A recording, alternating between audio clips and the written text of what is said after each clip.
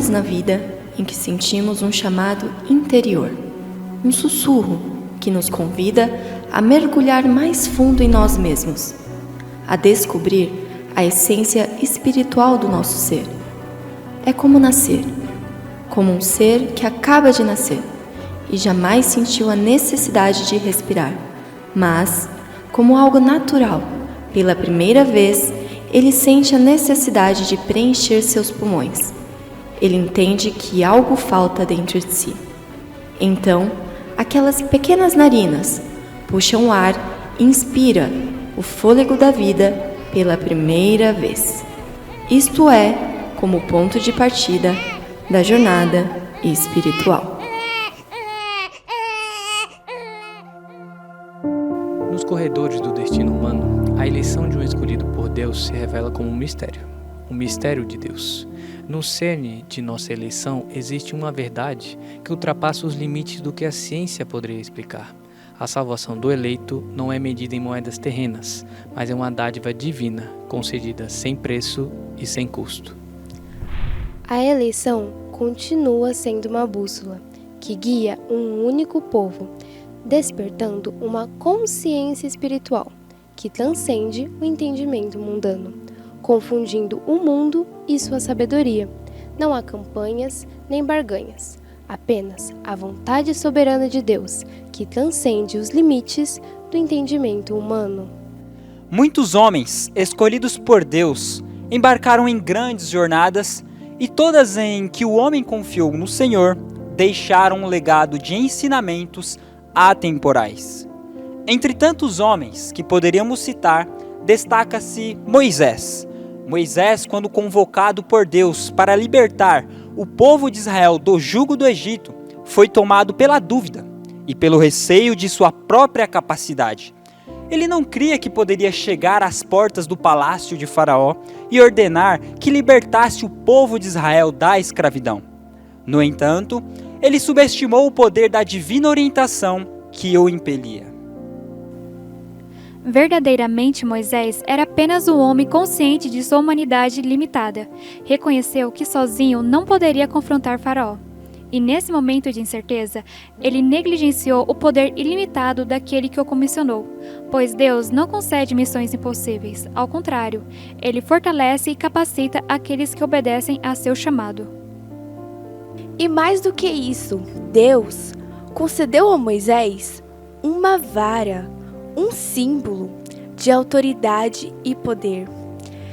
Embora parecesse insignificante aos olhos humanos, essa vara foi um instrumento da vontade divina, um estandarte para o povo de Israel, e foi suficiente para encorajar Moisés e o povo a avançar.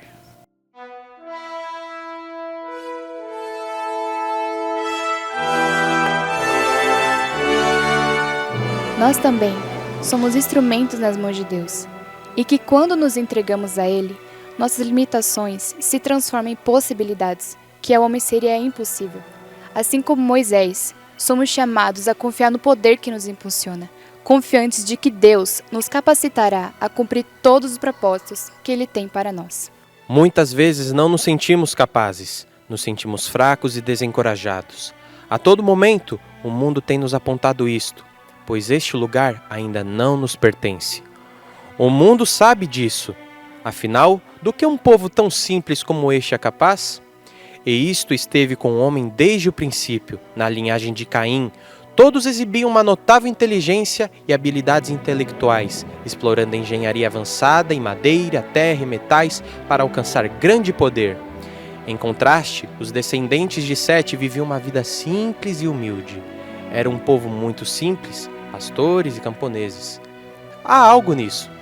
Para quem tem olhos espirituais, quem tem visão para ver que toda essa distinção entre os dois povos que foram levantados de Caim e Sete só nos mostra como Deus gosta de usar aquilo que não parece muita coisa e fazer grandes feitos. Deus levantou daquele simples povo e fez uma grande genealogia de vitoriosos. As histórias de Caim e Sete ecoam através dos tempos cíclicos, sussurrando os valores que moldam a humanidade. De um lado, a busca incessante por poder, sofisticação e domínio sobre a terra, esculpida pelas mãos de Caim. Do outro, a humilde jornada de Sete, em busca de um caminho mais elevado, em sintonia com a sabedoria divina. Em nosso tempo, a terra geme sob o peso dos danos causados pela ambição desenfreada do homem. A ganância e a arrogância erguem torres de Babel que desafiam o céu, enquanto a natureza, outrora exuberante, se curva sob o fardo da negligência humana. A busca incessante por poder e controle, tão presente na linhagem de Caim, revela uma profunda insegurança dos dias de hoje. A crença de que o ser humano, por seus próprios méritos, pode alcançar a glória e a imortalidade. Mas a história nos ensina, com tinta indelével, que quanto mais alto é a ganância do homem, maior também é a sua queda. Mas em meio à escuridão deste mundo, uma pequena comunidade em São Paulo acende a chama da esperança. Uma igrejinha de homens e mulheres se unem em busca de um tipo diferente de riqueza, a riqueza do espírito. E diante da fragilidade que é esta caminhada espiritual, surge a indagação: como esse simples povo encontra tanta força para seguir em frente? A resposta reside em um poder chamado fé. A fé se assemelha a um matrimônio, uma união de confiança e entrega. Depositamos nossa esperança em algo que não podemos ver ou tocar, mas acreditamos ser real. A fé nos concede a certeza de que juntos podemos construir um futuro. Longe de ser mera crença cega, a fé exige um compromisso ativo em ouvir e compreender a palavra de Deus. Mesmo em meio à fragilidade humana, a voz de Deus ecoa em nossos corações. É a nossa consciência espiritual que nos cobra, nos convence e nos convida a sempre retornar ao caminho. E mesmo quando um eleito se vê diante da morte, da tristeza e da angústia, algo dentro de si constantemente o cobra, o lembra da sua origem. Isto é mistério. Isto é revelação escondida da compreensão humana. O mundo jamais entenderá isto. O povo de Deus é a prova viva do poder transformador da fé. Homens e mulheres simples, que através da fé são capazes de realizar coisas que por si só jamais conseguiriam. A fé nos permite enxergar em cada pessoa o seu potencial, em cada situação, por mais difícil que seja. A fé nos move, nos guia e nos transforma. É a luz que ilumina os nossos caminhos e nos permite enxergar uma esperança de um futuro melhor. A fé tem o poder de fazer a diferença na sua vida. O verdadeiro evangelho transcende a esfera intelectual. Isto é espiritual. As manifestações de dons, línguas e curas na igreja não são intelectuais. E glória a Deus por isto. O cerne do evangelho, que eu e você crê, reside na fé e na vida espiritual. Isto ultrapassa todas as fronteiras do entendimento humano. Quando Deus, através de um pastor, com o poder da palavra falada, te cura de enfermidades que a medicina e a ciência já decretaram pena de morte. Esse é o momento, é a manifestação viva do evangelho antigo, tangível e poderoso. É Deus te fazendo experimentar a graça divina e a presença inegável do Espírito Santo atuando na vida da igreja. É pela fé que somos salvos, não por boas obras ou por estar associado a uma igreja. A salvação vem através da crença no que Deus fez por nós, mas Ele também nos deu um estandarte, um símbolo para nos agarrarmos, como uma bandeira erguida, e isto é esta mensagem que carregamos. Assim como durante tempos de guerra, quando os soldados americanos nas ilhas do Pacífico lutaram contra os japoneses, ergueram a bandeira americana no ponto mais alto para celebrar a vitória. Nós também teremos nosso dia de triunfo. Apesar de sermos hoje perseguidos, um dia retornaremos vitoriosos. Deus conquistará esta terra para nós, e seu estandarte será erguido sobre toda a terra. Esta verdade será erguida e toda a terra terá que admitir que Deus é o Senhor.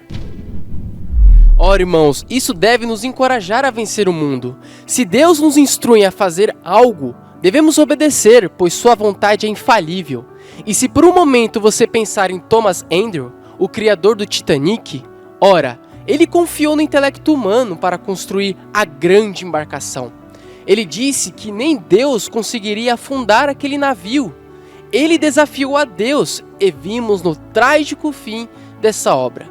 Noé também foi um homem que construiu uma grande embarcação. Embora não seja retratado como um grande intelectual na Bíblia, ele andava com Deus e seguiu as suas instruções para construir a arca.